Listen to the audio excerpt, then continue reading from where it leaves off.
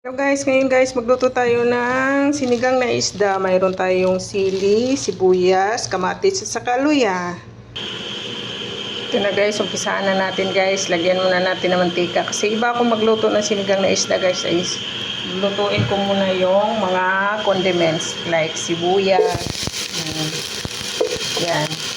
Ang iba kasi magluluto guys, pinakuluan lang nila ng tubig yung mga condiments like sibuyas. Tapos kamatis, ipaghalu-halo na natin yun guys. Lutuin na muna natin ng konti at saka yan.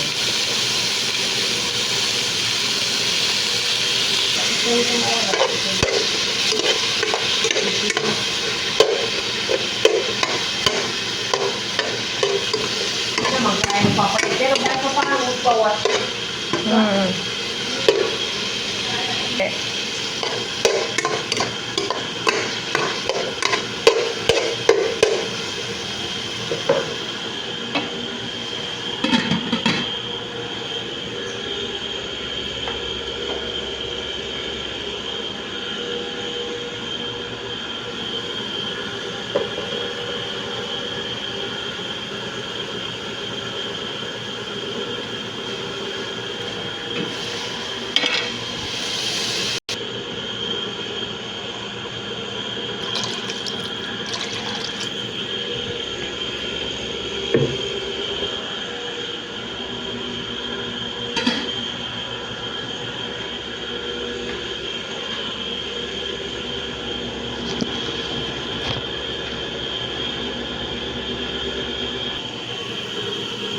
Ngayon guys, kumulo na siya.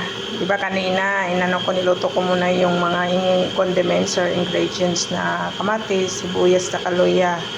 Ayun, kumulo na. Tapos din guys, ilagay na natin yung isda natin na salmon.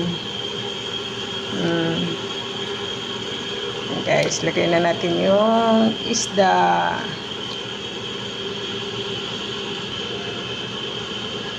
Ayan na guys, lagyan na natin yung isda, tapos pakuluan natin yan. Yan, pakuluan natin yan. Hintayin natin maluto-luto, pagkatapos yan, ilagay na natin yung pinakapangpalasa niya, yung sinigang mix niya guys.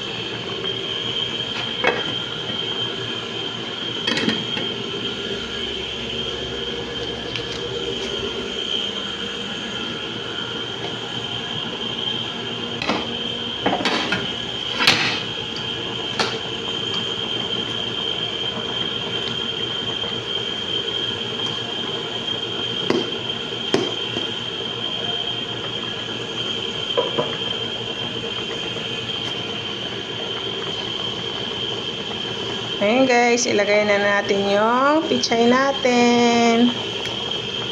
Yan, ilagay na natin yung pichay.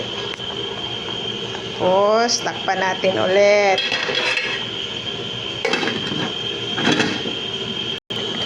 Ayan guys, luto na yung sinigang nating salmon. Kainan na. Yes, sarapis nito guys. Luto na siya. Kain na tayo.